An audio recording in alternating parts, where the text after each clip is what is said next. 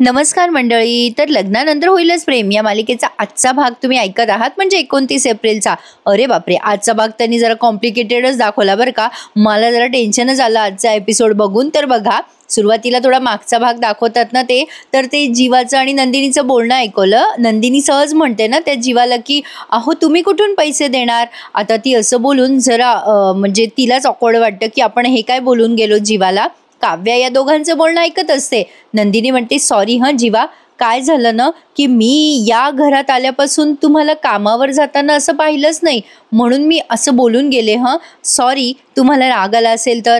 जीवा लगेच म्हणतो नाही नंदिनी, तसं तू जे बोललीस ते करेक्ट आहे. मी अगोदर जायचो ऑफिसला, पण मध्यंतरी मी बंद केलं होतं ऑफिसला जाणं. आता असं म्हणून त्याला त्याचे ऑफिसचे दिवस आठवतात की पार्थ कसा त्याला रेडी करायचा वगैरे वगैरे. मग नंदिनी त्याला विचारते काय हो, आता आता का जात नाही तुम्ही ऑफिसला, म्हणजे ऑफिसला न जाण्यासारखं काही झालंय का. आता हे सगळं काव्या मध्ये मध्ये ऐकते असं त्यांनी दाखवलंय आपल्याला. नंदिनी म्हणते सांगा ना काय झालंय. नाही म्हणजे मला जर पैसे हवे असतील किंवा तुम्हाला पैसे हवे असतील तर तुम्ही कसं मॅनेज करणार जीवा. आता जीवाला सगळं आठवतं ते की तो त्याच्या भावाकडनं पैसे घ्यायचा, पार्थला नेहमी म्हणजे न सांगता पैसे घ्यायचा वगैरे वगैरे. नंदिनी म्हणते सॉरी माझं बोलणं मनाला नका लावून घेऊ. मला जेवढं माहिती आहे ना तेच मी बोलत असते, पण मला जर माहिती नाही आहे आणि त्याबद्दल मी तुम्हाला प्रश्न विचारला असेल तर माइंड नका करू हं प्लीज. मला एवढंच बोलायचं आहे जीवा, जे काही असेल ते माझ्याशी शेअर करा. मग जीवा शांतपणे म्हणतो हरकत नाही आहे, पण तरीसुद्धा तुला पैसे लागले ना तर ते तू माझ्याकडेच माग. तुला काय हवंय काय नकोय त्याची जबाबदारी माझी आहे, आणि आपलं लग्न झालंय ना त्यामुळे ही जबाबदारी माझीच आहे. आता असं बोलल्यानंतर काव्याला फार शॉक बसलाय बरं का, की त्याने म्हणजे जीवाने त्याच्या बहिणीची जबाबदारी उचलली आहे. आता जेव्हा काव्या सांगायची तेव्हा तो हे सगळं टाळायचा ना, म्हणून कदाचित तिला खटकलं असावं. आता नंदिनी म्हणते जीवा थँक्यू, तुम्ही एवढ्या हक्काने बोललात, मला खूप छान वाटलं. आता नंदिनी जीवाला इम्प्रेस करायचा प्रयत्न करत असते. तर आता नंदिनी म्हणते ज्या दिवशी तुम्ही ऑफिस जॉईन कराल ना त्या दिवशी मी हक्काने तुमच्याकडे सगळं मागून घेईल. आता असं बोलल्यानंतर पुन्हा मालिकेचं टायटल गीत आपल्याला इथे ऐकवलंय, आणि काव्या या दोघांचं बोलणं ऐकून खूप वाईट फील करते. म्हणजे तिला खूप वाईट वाटतं. जीवा निघून जातो असं बोलून, म्हणजे त्याने नंदिनीची आर्थिक जबाबदारी घेतली. आता एवढं सगळं झाल्यावर आणखीन काय असायला हवं. याचा अर्थ हाच होतो की जीवाने हे लग्न स्वीकारलंय आणि ते काव्याला आता कळलं, त्यामुळे ती चालली आता घटस्फोट घ्यायला. पण आता तत्पूर्वी बघा या रम्याचं काहीतरी तिसरंच चाललंय. तिने स्वतःच्या लुकवर एवढं कॉन्सन्ट्रेट केलंय की सॉलिडच दिसते ती. आता तिने पार्थला इम्प्रेस करण्यासाठी स्वतःचं लुक चेंज केलंय, त्याच्या मागे मागे करते आणि आता ऑफिसला जायला पण ती निघते.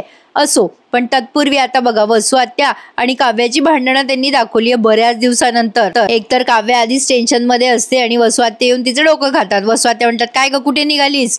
काव्याला येतो राग. आधीच काव्या मनातल्या मनात पुटपुटते आली मेली काळी मांजर. काव्या म्हणते तुम्हाला काय करायचंय. काव्या काही बोलत नसते तेव्हा लगेच वसू आत्या म्हणतात ए तुझ्याशी बोलते मी, ऐकून आलं का. मग काव्या चिडून म्हणते बाहेर जाणाऱ्या माणसाला हटकायचं नसतं, एवढी साधी पद्धत माहिती नाहीये का. अशी माझी आई मला ओरडायची बाहेर जाताना, हटकलं तर. मग वसू आत्या म्हणतात ए तू मला शिकवू नकोस उगाचच रीतीभाती काय असतात ते. तुझ्यापेक्षा जास्ती 25 पावसाळे मी पाहिलेत. काव्या म्हणते त्याच्यातल्या एकाही पावसाळ्यात भिजल्या नसाल तुम्ही. वसू आत्या म्हणतात ए दीड शहाणपणा करू नकोस, काय केलं आणि काय नाही ते नको मोजूस माझं. तू काय करत नाहीस ना ते बघ. आता आला बाबा तिथे पार्थ आणि मानिनी ताई. मग आता लगेच वसू आत्या म्हणतात बघ तो पार्थ केव्हाची तुझी वाट बघतोय, त्याचं काही तुला पडलेलंच नाहीये ना. मानिनताई म्हणत असतात अहो ताई जरा शांत होता का, काय झालंय ताई. वसू आत्या म्हणतात अगं हिला किंमतच नाहीये काही माणसांची. मला सांग मानिनी, आपल्या घरामध्ये सांगून जायची काही पद्धत आहे ना. तुझ्या सुनेला काही कळतं का कुठे जातीये काय जातीये, घरात सांगून जाव. काही पद्धतच नाही तुझ्या सुनेला काही. हिच्या आईने तर हिच्यावर संस्कार केलेच नाही, पण तू तरी तुझ्या सुनेवर चांगले संस्कार कर. काव्याचं आधी डोकं उठते वसू आत्याला पाहिल्यावर. आता वसू आत्या लगेच म्हणतात मला सांग मानिनी, तू जेव्हा लग्न करून या घरात आली तेव्हा प्रत्येक वेळेला घराबाहेर जाताना सांगून जायची का नाही जायची.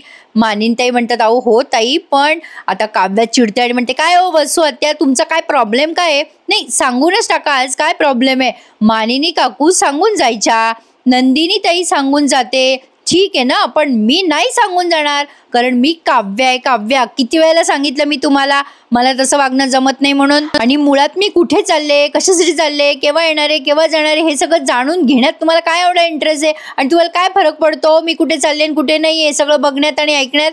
वसू आत्या म्हणतात, पडतो, मला फरक पडतो बरं का, कारण तू बाहेर जाऊन अभ्यासच करतेस का टवाळक्या करायला जातेस हे आम्हाला कुठे माहिती असतं. त्यावर पार्थ पटकन बोलतो आणि म्हणतो, आत्या, त्या काही टवाळक्या करायला जात नाही, त्या अभ्यासच करायला जातात. आता काव्य पार्थकडे बघते. मग पार्थ म्हणतो, मी सांगितलंय त्यांना UPSCच्या अभ्यासावर फोकस करायला, आणि आत्या त्या अभ्यासच करतात. त्यांचं स्वप्न आहे, त्यांना मोठं व्हायचंय अधिकारी, आणि तू का ग अडवतेस त्यांना? वसू आत्या म्हटलं, मी कशाला तिला अडू बाबा, मी तिला एवढंच म्हणलं की बाहेर जाताना सांगून जा. आता पार्थ म्हणतो, कशाला सांगायचंय आत्या, काही गरज नाहीये, त्या कुठे जातात, काय करतात ते मला माहिती असतं ना, मग बाकीच्यांना काय करायचंय माहिती करून? बाकी आम्हाला काय करायचं ना ते आमचं आम्ही बघून घेऊ आत्या. आता असं बोलल्यावर काव्या पार्थकडे बघतच राहते बरं का. खरं तर काव्याने पार्थला थँक्यू म्हणायला पाहिजे होतं, पण ही काव्या काय एवढा मनस्ताप करून घेते ते तिचं तिलाच माहीत.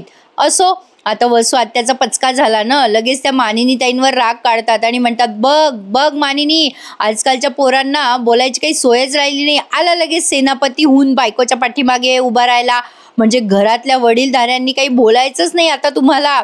बोला ना बाबा, पण काय पद्धत आहे का वसू आत्याची बोलायची? असो, काय बोलणार आपण. वसू आत्या म्हणतात, कशी आली ही बाई तरा, आणि अशी निघाली लगेच. माझी रम्या असती तर अशी नसती वागली. माझी रम्या असती ना तर तिने बाहेर निघताना आशीर्वाद घेतला असता, मानिनीच्या पाया पडली असती. त्याला संस्कार म्हणतात, कळलं का ग? कळलं का तुला? आता काव्याने पण बरं का त्या गोष्टीचा पटकन मान राखलाय, आणि ती मानिनी काकूंच्या समोर जात म्हणते, मानिनी काकू, मी निघाले, पाया पडते, आशीर्वाद द्या. आणि हे ती अगदी शांतपणे बोलते. आता तिचं वागणं बघून थोड्या थक्क झाल्यात मानिनी ताई, आणि त्यांनी पण पटकन तिच्या गालावरून हात फिरवत तिला आशीर्वाद दिला. सुखी राहा बेटा. आता वसू आत्याचा पचका झाला ना पुन्हा एकदा.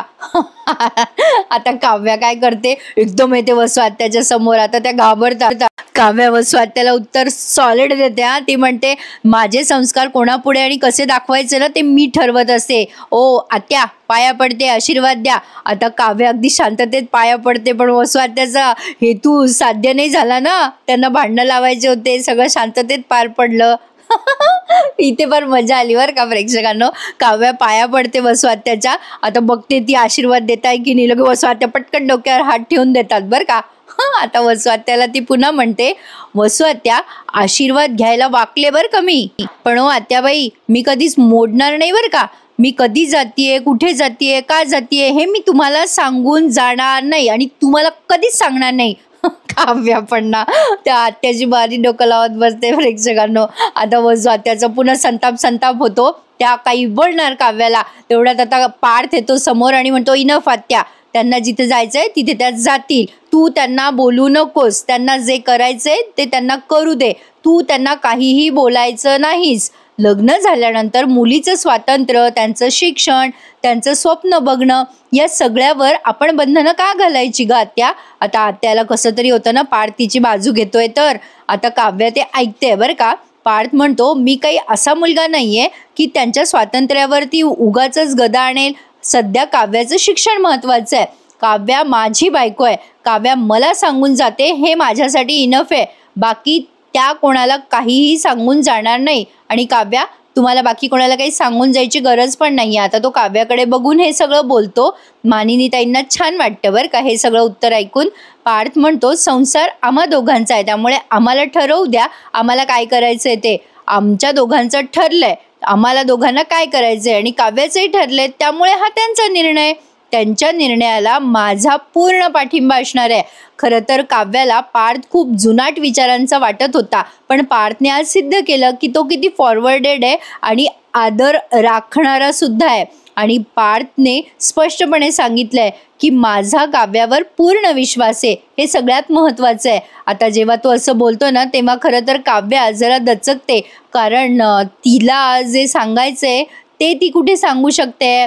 असो, पण आता सगळे जिकडे तिकडे निघून जातात. मानिनीताई पार्थच्या वागण्यावर खूप इम्प्रेस झाल्यात. आता वसुआत्याचा पोपट होतो त्यामुळे त्या तिथून निघून जातात. पण अजून तर राहिलंय प्रेक्षकांनो, अजून मेन सीन बाकी आहे. आता जेव्हा रम्या निघते ना तेव्हा पार्थ खूप ऐकवतो बरं का वसुआत्याला. आता बघा, सगळे निघून गेल्यानंतर पार्थ काव्याकडे असं बघत असतो. काव्या खरं तर भारावून गेलेली असते पार्थच्या या उत्तराने. पार्थ तिच्याकडे सारखा बघतो आणि म्हणतो वेलकम. काव्या म्हणते काय काय म्हणालात तुम्ही? पार्थ म्हणतो तुम्ही आत्ता मनातल्या मनात मला थँक्यू म्हणालात ना, म्हणून मी तुम्हाला वेलकम म्हणालो. काव्या स्माईल करत नाही, ती अजून चिडते आणि निघून जाते.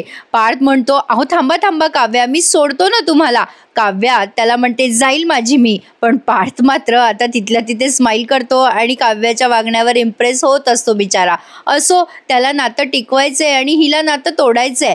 तर आता ती रस्त्याने जात असताना प्रचंड टेन्शनमध्ये दाखवली आहे. काय झालंय प्रेक्षकांनो, ही काही जीवाला विसरायला तयार नाहीये, पण जीवा मात्र हिला पटकन विसरलाय. आता जीवाने नंदिनीची आर्थिक जबाबदारी स्वीकारली, ही गोष्ट काव्याला खटकली आहे. आता काव्या ते सगळं आठवत राहते. नेहमीप्रमाणे तिला लक्षात येतं की आपण घटस्फोटच घ्यायला हवा आणि तोच मार्ग या सगळ्यावरती सगळ्यात बेस्ट आहे असं तिच्या मनात येतं. तिच्या मैत्रिणीने सांगितलेला सल्ला. आता काव्या विचार करत असते की मी किती दिवस घुसमट सहन करू, मला या लग्नात अडकायचं नाहीये, मी या लग्नात अडकणार नाही, मी आता ही गाठ सोडणार, असं म्हणून ती घटस्फोटच्या ऑफिसमध्ये गेली आहे. आता इकडे बघा रम्या निघालेली असते तेव्हा रम्या वसुआत्याला म्हणते अगं आई मी निघते आता, माझं खूप महत्त्वाचं प्रेझेंटेशन आहे. वसुआत्या म्हणतात थांब रम्या थांब जरा. रम्या म्हणते अगं आई मला टेन्शन आलंय ग, सगळं नीट व्हायला हवं बघ.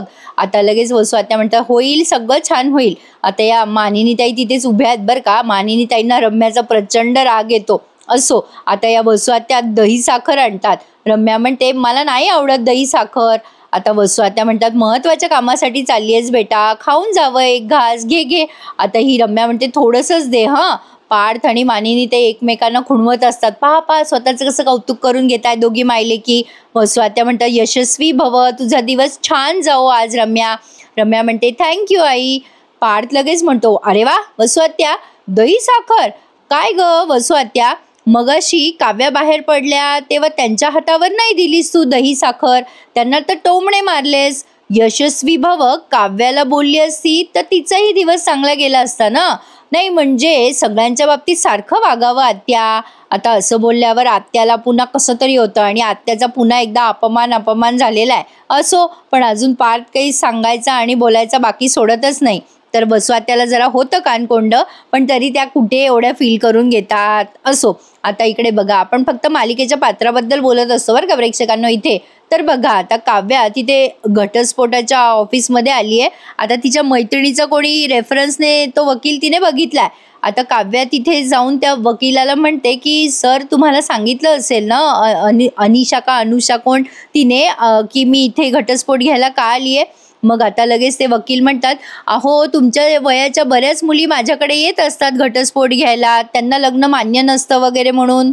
काव्या म्हणते माझी केस सरळ साधी नाहीये हो सर. मग ते वकील विचारतात तुमच्या आईवडिलांनी तुमच्या आवडत्या मुलाशी लग्न न करता तुमच्या मनाविरुद्ध लग्न केलंय का, म्हणजे लग्नाच्या आधी तुमची परमिशन वगैरे घेतली होती का, तुम्ही खुश आहात का म्हणजे या लग्नामुळे वगैरे वगैरे. काव्या म्हणते नाही हो सर मी खुश नाहीये आणि नव्हते. मग आता तो वकील विचारतो की तुम्हाला या लग्नामुळे काही त्रास. काव्या म्हणते सर मला त्रास नसता तर मी इथे बसले असते का तुमच्या ऑफिसमध्ये घटस्फोट घ्यायला. ते वकील म्हणतात हे बघा मॅडम काय आहे ना, तुम्ही ज्या पद्धतीने मला उत्तरं देताय ना त्यावरनं माझ्या लक्षात येत आहे की ही तुमची केस सरळ साधी दिसत नाहीये. आता काव्या टेन्शनमध्ये असं दाखवलंय त्यांनी. आणि आता एकीकडे या पार्थचा विश्वास आणि एकीकडे काव्याने केलेला विश्वासघात असं त्यांनी दाखवलंय. म्हणजे विश्वासघात इन द सेन्स पार्थला असं वाटतंय की काव्या क्लासला गेली आहे पण ॲक्च्युली ती आली आहे घटस्फोटच्या ऑफिसमध्ये. तर आता हा पार्थ वसुआत्याला बोलत असतो अगं आत्या आत्ता काव्या क्लासलाच गेल्या ना, त्यांनाही प्रेमाने दही साखर दिली असती तर त्यांनाही बरं वाटलं असतं. समोरच्या माणसाशी प्रेमाने वागलं ना तर समोरचा माणूस आपल्याशीही प्रेमानेच वागतो. काय गाई मी बरोबर बोलतोय ना. मानिनीताई म्हणतात हो ना बरोबर बोलतोयस पार्थ. अरे आज आपली काव्या काही खाता पिता नाही गेली रे, म्हणजे तिने काहीच खाल्लं नाही, पण उद्या मी तिच्या हातावर दही साखर देईल आणि प्रोत्साहन पण देईल उद्या तिला. आता पार्थने हे सगळं मुद्दाम ऐकवलंय वसू आत्याला. आता इकडे काव्याचा घटस्फोटाच्या ऑफिस मधला सीन दाखवला. आता काव्या रडून हे सगळं सांगत असते त्या वकिलाला की माझ्या बहिणीच्या नवऱ्याशी माझं लग्न झालं, माझ्या बहिणीने ज्यासोबत स्वप्न बघितली होती त्याच्यासोबत माझी गाठ बांधली गेली आहे. आता काव्या हे सगळं रडून सांगत असते त्या वकिलाला, तिचं दुःख ती सांगते हे सगळं. मी ज्या मुलासोबत प्रेम केलं, ज्या मुलाच्या घरात माप ओलांडून जायचं स्वप्न बघितलं, त्याच मुलाच्या घरात मी माप ओलांडून गेले, पण मी त्याच्या भावासोबत संसार करू म्हणजे माझ्या प्रियकराचं नाव माझ्या बहिणीसोबत लावलं गेलंय. ज्याने मला घास भरवावा अशी इच्छा आहे तो माझ्या बहिणीला घास भरवतोय. आता हे सगळं ती खूप वाईट वाटून सांगते. पण आता कसं असतं प्रेक्षकांनो, आपण समाजात आपल्या या अशा पर्सनल गोष्टी शेअर केल्यानं तर समोरच्या माणसाला जो तिराईत असतो ना, शक्यतो त्याला त्याची किंमत नसते. आता काव्याच्या बाबतीत असंच झालंय. आता काव्या हे सगळं आठवून तिचे इमोशन्स त्या वकिलाला सांगते, पण त्या वकिलाने तिला इतका विचित्र सल्ला दिलाय ना की बघत राहा.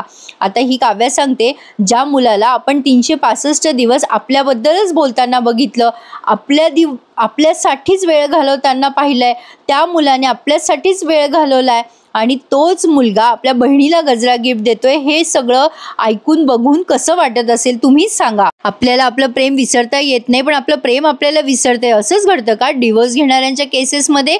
तर आता इकडे या मानिनीताई वसू आत्याला ऐकवत असतात, माझी काव्या UPSCची परीक्षा देते आणि तिच्यासाठी या घरात हसतं-खेळतं वातावरण असायलाच हवं.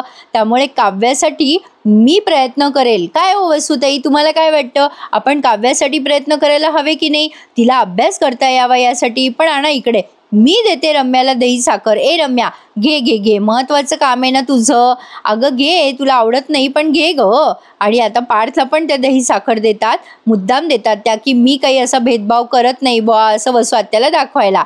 मग पार्थ म्हणतो, चला तर मग आजचा दिवस छानच जाणार, काय गाई, आता निघतो हं आम्ही. मग रम्या म्हणते, हो चल पार्थ, आपल्याला उशीर होतोय. मग आता पार्थ निघालाय बरं का ऑफिसला जायला आणि रम्या त्याच्या पाठीपाठी. आता या मानिनीताई तिथेच उभ्या दाखवल्या त्यांनी. खरं तर म्हटलं ना सुरुवातीला आजचा जरा एपिसोड कॉम्प्लिकेटेडच वाटला मला आणि थोडा असंबंध पण वाटला. आता काव्या रडत असते तेव्हा ते वकील साहेब तिला पाणी देतात की जरा शांत व्हा मॅडम. आता काव्या पाणी पिते आणि शांत होते आणि विचारते त्या वकिलांना, सांगा वकील साहेब मी काय करू?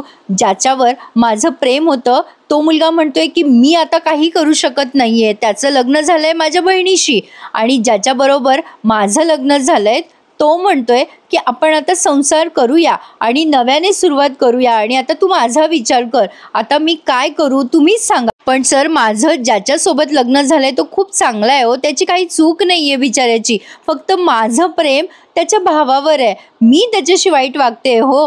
माझं ज्याच्यावर प्रेम होतं तो माझ्याशी अत्यंत वाईट वागतोय हो. पण माझं ज्याच्याशी लग्न झालंय तो मात्र मी समोर दिसले नाही की कासावीस होतो, माझी काळजी घेतो. मला ना हे नकोय, त्याचं चांगलं वागणं नकोय मला, हे सगळं माझं प्रेम नाहीये त्याच्यावर, तुम्हीच सांगा मी काय करू. आता काव्याने एवढं इमोशनल त्या वकिलाला ऐकवलं सगळं. तर आता बघा तो वकील त्या काव्याला काय सल्ला देतो. पण एपिसोड त्यांनी आज संपवलाय प्रेक्षकांनो.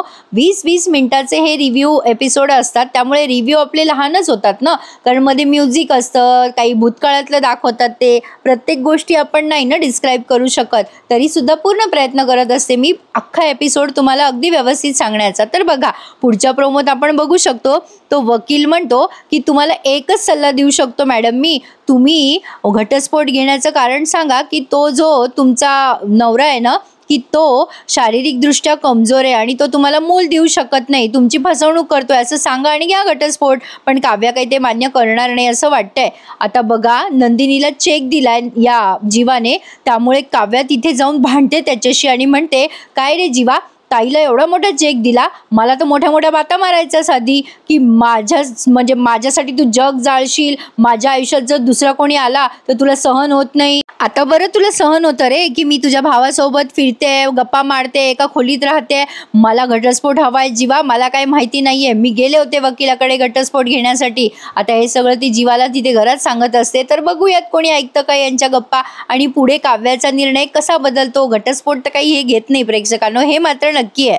हळूहळू या जोड्यांमध्ये ते बॉन्डिंग वाढवतील, मग मैत्री दाखवतील, प्रेम दाखवतील. ते सगळं बघायला छान वाटेल असं वाटतंय तर खरी. तर बघूयात आता काय काय घडतंय पुढे. कसा वाटला आजचा हा एपिसोड मला कमेंट करून नक्की कळवा. आणि प्रेक्षकांनो, आपल्या चॅनलला प्लीज लाईक, शेअर आणि सबस्क्राईब करायला विसरू नका. भेटूयात उद्या. काळजी घ्या स्वतःची. धन्यवाद.